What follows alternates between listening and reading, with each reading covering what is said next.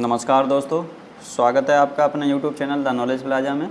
उम्मीद करता हूँ आप लोग स्वस्थ होंगे और अपनी तैयारी अच्छे से कर रहे होंगे। तो जैसा कि आप लोगों को पता है, ये हमारा the knowledge plaza premier league चल रहा है। इसमें आज आपका फ़िज़िक्स का टर्न है, ठीक है। तो आज आपके फ़िज़िक्स के इसमें टॉप 25 क्वेश्चन होंगे। तो क्लास शुरू करने से पहले जो लोग चैनल पर पहली बार आए हुए हैं वो लोग चैनल को सब्सक्राइब कर लें, बेल आइकन प्रेस कर दें, जिससे कि आने वाले वीडियो के नोटिफिकेशन उनको समय से मिल जाएं, ठीक है, और उनकी तैयारी जो है वो अच्छे से चलती रहे। तो अब आज के आपको ले चलते हैं आज के पहले क्वेश्चन पर, ठीक है। आज के पहले क्वेश्चन पर चलते हैं। इसमें आप लोगों को पता है आपके 75 क्वेश्चन तक हो चुके हैं, ठीक है। इसमें ये 200 क्वेश्चन की PDF है ना, आप लोगों को बताया था। इसमें आपके 75 क्वेश्चन हो चुके थे। आज 76 नंबर क्वेश्चन से शुरुआत करते हैं, ठीक है। 76 नंबर क्वेश्चन, इसको आप लोग देख पा रहे हैं। आज का पहला सवाल, ठीक है, आज का फर्स्ट सवाल है ये। इसको आप सभी लोग करेंगे, ठीक है। आप सभी लोग इसको करेंगे और आंसर बताएंगे। इसका फर्स्ट क्वेश्चन है, पदार्थ के संवेग और वेग के अनुपात से कौन सी भौतिक राशि प्राप्त की जाती है। पदार्थ के संवेग और वेग के अनुपात से कौन सी भौतिक राशि प्राप्त की जाती है, ये क्वेश्चन है। इसका आंसर क्या होगा? जो लोग पहली बार चैनल पर आए हैं वो लोग चैनल को सब्सक्राइब कर लें, क्योंकि यहाँ पर आपको ऐसे ही क्वेश्चन की प्रैक्टिस डेली कराई जाती है, ठीक है। जब तक आपका एग्ज़ाम नहीं हो जाता है तब तक ऐसे ही आपकी प्रैक्टिस चलती रहेगी। तो यहाँ पर फर्स्ट क्वेश्चन आप लोग देख पा रहे हैं, इसका आंसर। अब यहाँ पे जो पहली बार जुड़े हैं तो वो लोग सोच लें यहाँ पे कैसे आंसर देखना है वो जान लें। जैसे 76 नंबर क्वेश्चन है, इसका अगर ए सही है तो 76 का है, ऐसे आप लोग आंसर देंगे इसका, ठीक है। और केवल 10 सेकंड का समय मिलेगा हमारी तरफ से, उसके बाद हम यहाँ पे ऑप्शन लगाएंगे। 10 सेकंड में अगर आप आंसर दे देंगे तो अपना देख लेंगे जब हम आंसर लगाएंगे कि आपका सही है या गलत है। तो इसका राइट आंसर आपका क्या होगा? द्रव्यमान, ठीक है। पदार्थ के संवेग और वेग के अनुपात से कौन सी भौतिक राशि प्राप्त होती है? तो द्रव्यमान, ठीक है। अगला क्वेश्चन इंपॉर्टेंट क्वेश्चन था, ऐसे क्वेश्चन आपके पेपर में आ जाते हैं। अगला क्वेश्चन, इसमें 25 क्वेश्चन रहेंगे और ज़्यादा से ज़्यादा आपका 15 से 20 मिनट का टेस्ट रहेगा, ठीक है। 15 से 20 मिनट के बीच में ये टेस्ट आपका फिनिश हो जाएगा। अगला क्वेश्चन, रॉकेट किस सिद्धांत पर कार्य करता है? रॉकेट किस सिद्धांत पर कार्य करता है? तो आपके लिए 10 सेकंड का समय है।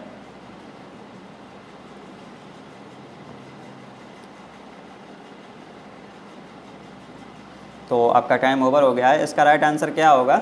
इसका राइट आंसर आपका हो जाएगा संवेग संरक्षण, ठीक है। ऑप्शन नंबर सी इसका राइट आंसर है। मतलब रॉकेट किस सिद्धांत पर कार्य करता है? तो संवेग संरक्षण के सिद्धांत पर रॉकेट कार्य करता है। अगला क्वेश्चन आप लोग देखेंगे। अगला क्वेश्चन क्या है? गुरुत्वाकर्षण के सार्वभौमिक नियम का प्रतिपादन किसने किया? गुरुत्वाकर्षण के सार्वभौमिक नियम का प्रतिपादन किसने किया था? गुरुत्वाकर्षण के सार्वभौमिक नियम का प्रतिपादन किसने किया था? तो आप लोगों को, सभी लोगों को पता है, न्यूटन ने, ठीक है। न्यूटन ने गुरुत्वाकर्षण के सार्वभौमिक नियम का प्रतिपादन किया था, ठीक है। तो अगले क्वेश्चन पर चलते हैं। अब अगला क्वेश्चन आप लोग देखेंगे, स्क्रीन पर आपके दिखाई दे रहा है। पास्कल किसकी इकाई है? केवल 10 सेकंड का समय है आपके लिए और आप लोग इसका आंसर देंगे। पास्कल इकाई है, पास्कल किसकी इकाई है? दाब की, वर्षा की, आर्द्रता की या तापमान की? 10 सेकंड का समय है, आप लोग आंसर दीजिए। तो यहाँ पर सभी लोग आंसर देंगे। ये हमने जब पिछली बार क्वेश्चन कराए थे, आपको प्रैक्टिस कराई थी, तो इसमें हमने आपको बताया था कि पास्कल किसकी इकाई होती है, किसकी यूनिट होती है? तो प्रेशर की होती है, ठीक है। प्रेशर की यूनिट क्या होती है? तो पास्कल होती है, ठीक है। और प्रेशर की एक यूनिट और होती है, प्रेशर की एक यूनिट और होती है, वो क्या होती है? बार होती है, ठीक है। बार भी प्रेशर की ही यूनिट है। और इसकी एक यूनिट और होती है, वो भी ध्यान नहीं आ रहा है, आ जाएगा तो बता देंगे आगे। अगला क्वेश्चन तब तक आप लोग देखेंगे। 80 नंबर क्वेश्चन, क्यूसेक से क्या मापा जाता है? क्यूसेक बहुत ही वेरी इंपॉर्टेंट क्वेश्चन, ठीक है। ये आपका इंजीनियरिंग में भी पूछा जा सकता है, तो आप लोग इसका आंसर सही से देंगे। क्यूसेक से मापा जाता है, क्यूसेक से क्या मापा जाता है? जल का बहाव, जल की गहराई या जल की मात्रा या जल की शुद्धता। तो क्यूसेक से हम लोग क्या मापते हैं? क्यूसेक से हम लोग जल की बहाव मापते हैं, ठीक है। आप लोगों ने इंजीनियरिंग में एक चैप्टर पढ़ा होगा उसमें भी ये आपको दिखाई दिया होगा। ठीक है, चलिए अगला क्वेश्चन देखते हैं और जल्दी जल्दी अपने क्वेश्चन फिनिश करते हैं। निम्नलिखित में से कौन सबसे अधिक प्रत्यास्थ है? मतलब प्रत्यास्थ को हम लोग क्या कहते हैं इंग्लिश में? इलास्टिक, मतलब खिंचाव, ऐसे आप समझ सकते हैं। कौन ज़्यादा इलास्टिक है? ठीक है, इलास्टिक को आप लोग और क्या बोल सकते हैं? तो इलास्टिक को आप बोल सकते हैं लचीला। ठीक है, लचीला भी आप लोग इसको बोल सकते हैं। तो इनमें से कौन लचीला है सबसे? निम्नलिखित में से कौन सबसे अधिक प्रत्यास्थ है? गीली मिट्टी, प्लास्टिक, रबड़ या फिर स्टील? तो इसका राइट आंसर क्या होगा? सभी लोग इसका आंसर देंगे। 10 सेकंड का टाइम है केवल आप लोगों के लिए और आप लोग इसका आंसर देंगे। ठीक है, आप लोग इसका आंसर देंगे, सभी लोग आंसर दीजिए। तो इसका राइट आंसर क्या है? स्टील। ठीक है, स्टील इसका सबसे अधिक इलास्टिक है। ठीक है, स्टील इसमें सबसे अधिक इलास्टिक है, मतलब प्रत्यास्थ है। अगला क्वेश्चन देख लेंगे आज का। वह कौन सा बल है जिसके कारण पिंड धरती के केंद्र की ओर खींचा चला जाता है? बहुत ही ज़्यादा इंपॉर्टेंट क्वेश्चन है और सभी लोगों को पता होगा। ठीक है, क्लास अगर आप लोगों को पसंद आ रही है तो इसको लाइक कर दें और अपने फ्रेंड के साथ शेयर कर दें। ठीक है, और चैनल पर पहली बार आए हुए हैं तो ऐसे ही क्वेश्चन की प्रैक्टिस करने के लिए इसको सब्सक्राइब भी कर लें।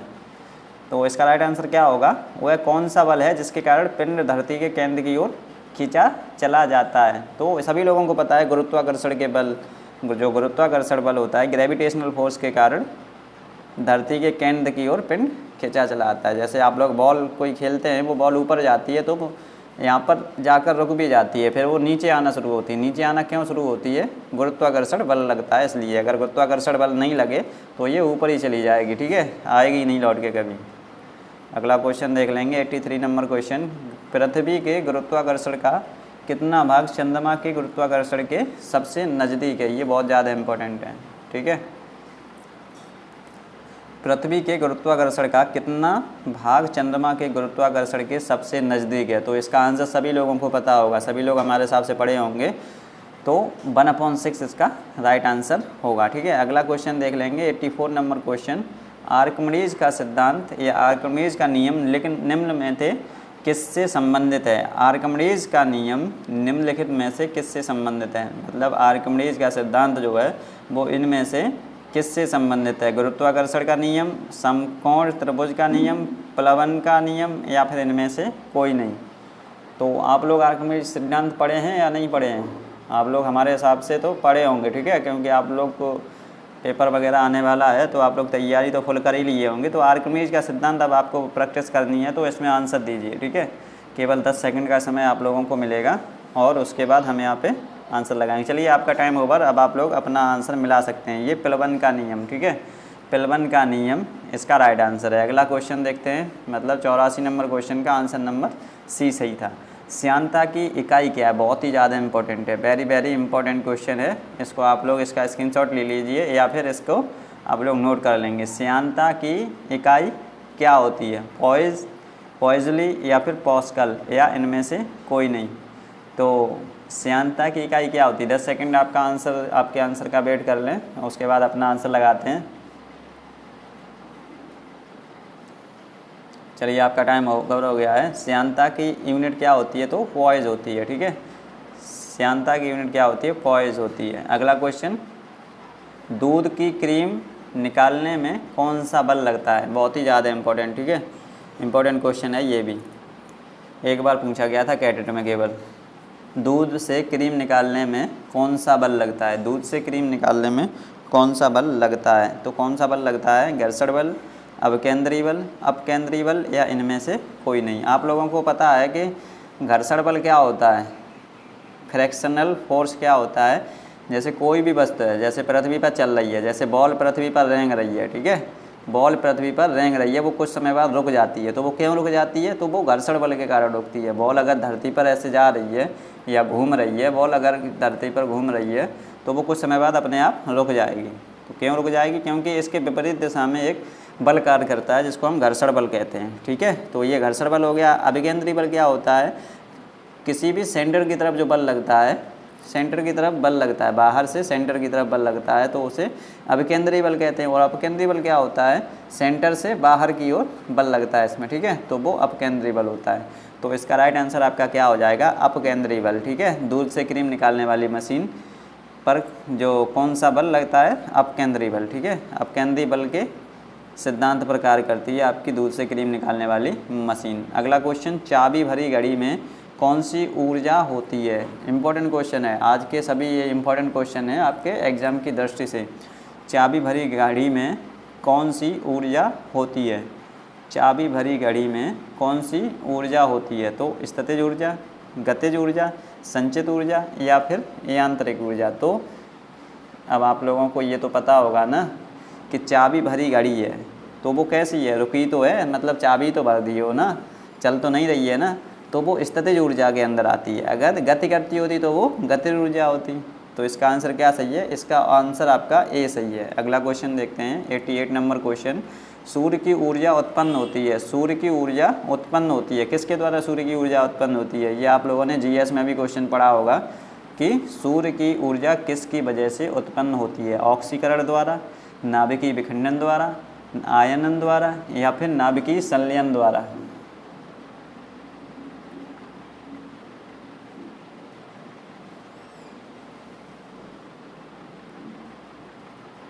तो इसका राइट आंसर क्या होगा, सूर्य की ऊर्जा उत्पन्न होती है नाभिकीय संलयन के द्वारा, ठीक है, नाभिकीय संलयन के द्वारा सूर्य की ऊर्जा उत्पन्न होती है। अगला क्वेश्चन 89 नंबर क्वेश्चन क्या कह रहा है, वायुमंडल में बादलों के तैरने का कारण क्या है। वायुमंडल में बादलों के तैरने का कारण क्या है। आप लोग देखते होंगे ना कि कभी कभी बादल आपको तैरते हुए नजर आते हैं, वो किसके कारण, दाब के द्वारा, घनत्व के द्वारा, ताप या वेग, किसके कारण होता है, ताप के कारण, दाब के कारण या फिर घनत्व या वेग के कारण। तो इसका राइट आंसर क्या होगा, घनत्व के कारण, मतलब डेंसिटी के कारण। अगला क्वेश्चन देख लेंगे, 90 नंबर क्वेश्चन, वस्तु की मात्रा बदलने पर क्या अपरिवर्तित रहेगा। वस्तु की मात्रा बदलने पर क्या अपरिवर्तित रहेगा, आयतन, घनत्व, द्रव्यमान या फिर भार। वस्तु की मात्रा बदलने पर क्या अपरिवर्तित रहेगा, इसका आंसर क्या है, सभी लोग आंसर देंगे। वस्तु की मात्रा अगर आप लोग बदल देंगे तो किस में चेंज नहीं होगा, तो घनत्व में कोई चेंज नहीं होगा, ठीक है, घनत्व में कोई चेंज नहीं होगा, ठीक है। डेंसिटी इक्वल टू फॉर्मूला क्या होता है घनत्व का, density equal to mass upon volume, यहाँ से भी आप लोग समझ सकते हैं, ठीक है, मास अपॉन वॉल्यूम। तो इसमें क्या कह रहा है कि वस्तु की मात्रा अगर बदल देंगे तो किस में चेंज नहीं होगा, घनत्व में चेंज नहीं होगा। अगला क्वेश्चन 91 नंबर क्वेश्चन, जल में तैरना न्यूटन की गति के किस नियम के कारण संभव है। 10 सेकंड केवल आपके लिए टाइम मिलता है और उसके बाद हम इसका आंसर लगाते हैं। तो इसका राइट आंसर क्या होगा, जल में तैरना न्यूटन के गति के किस नियम के कारण संभव है। तो न्यूटन का यहाँ पे तीसरा नियम यहाँ पे कार्य करता है, ठीक है, न्यूटन के तीसरे नियम के कारण। इंपॉर्टेंट क्वेश्चन है ये, ठीक है, इसको आप लोग सही से देख लेंगे और नोट कर लेंगे। अगला क्वेश्चन, निम्नलिखित में से कौन सी राशि सदिश नहीं है। इनमें से कौन सी राशि जो है वो सदिश राशि नहीं है। सदिश राशियाँ हमने क्या बताई थी आपको, सदिश राशियाँ वो राशियाँ होती हैं जिनमें परिमाण मतलब मैग्नीट्यूड प्लस डायरेक्शन, ठीक है, इनमें दोनों होता है, वो होती हैं आपकी सदिश राशियाँ। मतलब मैग्नीट्यूड को आप लोग क्या कह सकते हैं हिंदी में, इसको आप लोग कह सकते हैं परिमाण, ठीक है, परिमाण, और डायरेक्शन को आप लोग दिशा, मतलब परिमाण और दिशा दोनों होते हैं, किसमें दोनों होते हैं, तो वो सदिश राशियाँ होती हैं। और जिसमें केवल परिमाण ही होता है, जिसमें परिमाण केवल होता है मतलब केवल मैग्नीट्यूड होता है, उसको हम लोग क्या कहते हैं, अदिश राशियाँ। तो इनमें सदिश राशियाँ कौन कौन सी हैं, मतलब इनमें से सदिश राशि कौन सी नहीं है। क्वेश्चन आप लोग सही से देख लेंगे, निम्नलिखित में से कौन सी सदिश राशि नहीं है, सदिश नहीं है। तो सदिश इसमें किसी कौन सी नहीं है, वेग भी आपकी सदिश है और विस्थापन भी सदिश है, बल भी सदिश है, आयतन आपका सदिश नहीं है। तो ऑप्शन नंबर बी इसका राइट आंसर हो जाएगा। अगला क्वेश्चन देख लेंगे, 93 नंबर क्वेश्चन, और 4-5 सवाल आपके क्वेश्चन और बचे हैं, वो भी जल्दी जल्दी कर लेंगे। एंगस्ट्रॉम क्या मापता है, एंगस्ट्रॉम क्या मापता है? एंगस्ट्रॉम क्या मापता है? तरंगदैर्घ्य, आवर्तकाल, आवृत्ति या फिर समय। तो एंगस्ट्रॉम क्या मापता है? तरंगदैर्घ्य मापता है। ठीक है, आप लोगों को नहीं पता होगा हमारे हिसाब से, तो इसको नोट कर लीजिए आप लोग। एंगस्ट्रॉम क्या मापता है? तो तरंगदैर्घ्य मापता है। अगला क्वेश्चन देख लेंगे। 94 क्वेश्चन आप लोग देखेंगे। किस वैज्ञानिक ने सर्वप्रथम बर्फ के 2 टुकड़ों को आपस में घिसकर पिघला दिया? वो कौन से वैज्ञानिक थे जिन्होंने सर्वप्रथम बर्फ के 2 टुकड़ों को आपस में घिसकर पिघला दिया था? 2 टुकड़े आपस में, एक ये टुकड़ा है, एक ये टुकड़ा है, इनको आपस में इन्होंने रगड़ा कर या घिसकर पिघला दिया था। तो वो कौन से थे? दोनों को आपस में इन्होंने घिसकर पिघला दिया था। तो कौन से ऐसे वैज्ञानिक थे? सेल्सियस, जूल, डेवी या इनमें से कोई नहीं। तो इसका राइट आंसर है डेवी। ठीक है, इंपॉर्टेंट क्वेश्चन है, आप लोग इसको चाहें तो याद कर सकते हैं। आपकी परीक्षा की दृष्टि से ये इंपॉर्टेंट क्वेश्चन है। अगला क्वेश्चन देख लेंगे। 95 नंबर क्वेश्चन। ऊष्मा एक प्रकार की ऊर्जा है। ठीक है, आप लोग सही से समझेंगे। ऊष्मा एक प्रकार की ऊर्जा है जिसे कार्य में बदला जा सकता है। ठीक है, ऊष्मा क्या है? एक प्रकार की ऊर्जा है जिसको हम किस में बदल सकते हैं? तो कार्य में बदल सकते हैं। इसका प्रत्यक्ष प्रमाण सबसे पहले किसने दिया? मतलब जो ऊष्मा है वो एक प्रकार की ऊर्जा है जिसे हम कार्य में बदल सकते हैं। इसका प्रत्यक्ष प्रमाण मतलब किसने सबसे पहले इसको दिखाया? कितने प्रत्यक्ष परिणाम किसने दिया? मतलब सबसे पहले ऐसा करके किसने दिखाया? कैसा करके? कि ऊष्मा एक प्रकार की ऊर्जा होती है जिसे हम कार्य में बदल सकते हैं। तो ये ऐसा काम करके किसने दिखाया था? तो इसका राइट आंसर आपका क्या हो जाएगा? Option number D, Rumford. ऐसे क्वेश्चन है, ये आप लोग याद कर लेंगे, कभी कभी आपके एग्जाम में पूछ लिए जाते हैं। लोहे की सुई पानी की सतह पर तैरती है, बहुत बार पूछा जा चुका है यूपी कैडेट में। ठीक है, यूपी कैडेट में बहुत बार पूछा जा चुका है। यूपी कैडेट की दृष्टि से वेरी वेरी इंपॉर्टेंट। ठीक है, बहुत ही ज़्यादा है और आप लोगों को याद भी होगा, ऐसा हमारा मानना है कि लोहे की सुई पानी की सतह पर तैरती है। इस परिघटना का कारण क्या है? लोहे की सुई का पानी पर तैरना किसका उदाहरण है? 10 सेकंड आपका वेट, उसके बाद हम इसका आंसर लगाएंगे, आप लोग आंसर तब मिलाएंगे। तो इसका राइट आंसर क्या होगा? पृष्ठीय तनाव के कारण। ठीक है, पृष्ठ तनाव के कारण। पृष्ठ तनाव के कारण क्या होता है? लोहे की सुई पानी पर तैरती है। ऐसे ही बहुत ज़्यादा इंपॉर्टेंट क्वेश्चन आपको कराए जा रहे हैं, तो आप लोग का फ़र्ज बनता है कि इसको ज़्यादा से ज़्यादा लोगों तक शेयर करें। ठीक है, ज़्यादा से ज़्यादा लोगों तक शेयर करेंगे तो हमें भी थोड़ा बहुत मोटिवेशन आएगा कि और बच्चों के लिए कुछ और बेहतर किया जाए। ठीक है, निम्नलिखित में से किस द्रव्य का घनत्व सबसे कम है? सबसे कम घनत्व इसमें से किसका है? मरकरी, पेट्रोल, स्वच्छ जल या नमकीन जल? 10 सेकंड केवल आपके पास हैं। चलिए, टाइम आपका ओवर हो गया है। इसमें से सबसे कम घनत्व किसका है? तो पेट्रोल का सबसे कम घनत्व है। ठीक है, घनत्व को हम लोग बोलते हैं density. Density is equal to क्या फॉर्मूला होता है? तो मास अपॉन वॉल्यूम। ठीक है, मास अपॉन वॉल्यूम मतलब मास को हम लोग क्या बोलते हैं हिंदी में? मास को बोलते हैं हम लोग, मास को क्या बोलते हैं? द्रव्यमान। ठीक है, द्रव्यमान अपॉन में वॉल्यूम को क्या बोलते हैं? तो द्रव्यमान अपॉन में वॉल्यूम। ठीक है, वॉल्यूम ध्यान नहीं आ रहा अभी, क्या बोलते हैं आप लोग? इंग्लिश में ही लिख लेंगे, मास अपॉन वॉल्यूम। ठीक है, अगला क्वेश्चन देखते हैं। 98 नंबर क्वेश्चन। एक हॉर्स पावर कितने वाट के बराबर होता है? ये तो बहुत बार पूछा जा चुका है, तो आप लोग इसको बहुत बार पूछा जा चुका है, तो आप लोगों को भी ये याद होगा। हमारे हिसाब से ये आप लोगों को याद होगा। ठीक है, तो सभी लोग आंसर देंगे। 10 सेकंड और देखते हैं आपके लिए। इसका राइट आंसर क्या होगा? 746 वाट। ठीक है, 1 HP इज इक्वल टू कितना होता है? तो 746 वाट। ठीक है, 746 वाट। अगला क्वेश्चन और आज का सेकंड लास्ट क्वेश्चन। बर्नौली प्रमेय आधारित है।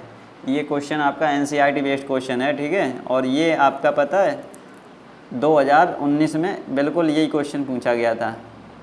ऐसा ही बर्नौली जो थ्योरम थी उसी के ऊपर क्वेश्चन आया था, तभी से कोचिंग वाले जो है वो NCERT थोड़ा बहुत पढ़ाने लगे हैं। बर्नौली थ्योरम जो थी ये आपकी NCERT में मिलती है और ये अपने कोर्स में नहीं थी। ठीक है, आप लोग 11th में फिजिक्स पढ़ते हैं ना, उसमें ये नहीं है क्वेश्चन, तो तभी से ये क्वेश्चन आपको, ऐसे क्वेश्चन कोचिंग वाले शायद कराने लगे हों।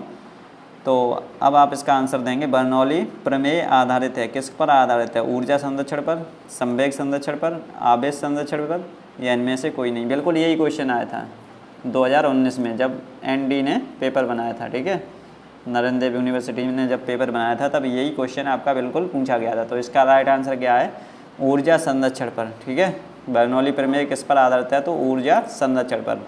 और आज के टेस्ट का लास्ट क्वेश्चन, बर्फ़ पर दाब बढ़ाने से उसका गलनांक क्या होगा? बर्फ़ पर दाब बढ़ाने पर, ठीक है, बर्फ़ पर अगर प्रेशर बढ़ा देंगे, मतलब दाब बढ़ा देंगे, तो उसके गलनांक क्या होगा? प्रेशर अगर बढ़ा देंगे तो उसका गलनांक, मतलब गलनांक क्या होता है? बॉइलिंग पॉइंट, ठीक है। गलनांक आपका होता है, यहाँ पे सही कर लेंगे, गलनांक जो होता है वो मेल्टिंग पॉइंट होता है, ठीक है, मेल्टिंग पॉइंट, और क्वथनांक होता है आपका बॉइलिंग पॉइंट। तो इसमें क्वेश्चन क्या दिया है? बर्फ़ पर दाब बढ़ाने पर उसका गलनांक क्या होगा? मतलब बर्फ़ को अगर दाब बढ़ा दें तो उसका गलनांक क्या हो जाएगा? मतलब वो कब मेल्ट होना शुरू हो जाएगा, घट जाएगा, बढ़ जाएगा, शून्य हो जाएगा, या अपरिवर्तित रहेगा। तो बर्फ़ पर दाब बढ़ाने से उसका गलनांक घट जाएगा, ठीक है, उसका गलनांक क्या होगा? घट जाएगा। तो आज के लिए आपका इतना ही है। अगला क्वेश्चन जो है वो अगले टेस्ट में कराए जाएंगे। अब लिए जो क्वेश्चन बचे हैं आपके, तब तक के लिए आप लोगों को अगर वीडियो पसंद आ रही हैं तो आप लोग इसको ज़्यादा से ज़्यादा लोगों तक शेयर कर सकते हैं, ठीक है। और ज़्यादा अगर पसंद आ रही है तो आप लोग इसको लाइक कर सकते हैं। ऐसे ही वीडियो पाने के लिए हमारे चैनल को सब्सक्राइब कर सकते हैं, ठीक है। तो अब मिलते हैं आपको अगले टेस्ट में। तब तक आप लोग क्या करेंगे? आप लोग एक ही काम करेंगे, इसको ज़्यादा से ज़्यादा लोगों तक शेयर करेंगे। जितने भी आपके पास ग्रुप हैं, आपके जितने भी व्हाट्सएप ग्रुप हैं या टेलीग्राम पर कोई भी ग्रुप है, तो आप लोग उन सब में वीडियो शेयर करते रहेंगे, जिससे कि हमें थोड़ा बहुत मोटिवेशन मिल सके और आप लोगों के लिए कुछ और अच्छा कर सकें, ठीक है। तो जुड़े रहेंगे आप लोग ऐसे ही हमारे साथ। मिलते हैं अगले टेस्ट में, तब तक के लिए जय हिंद, वंदे मातरम।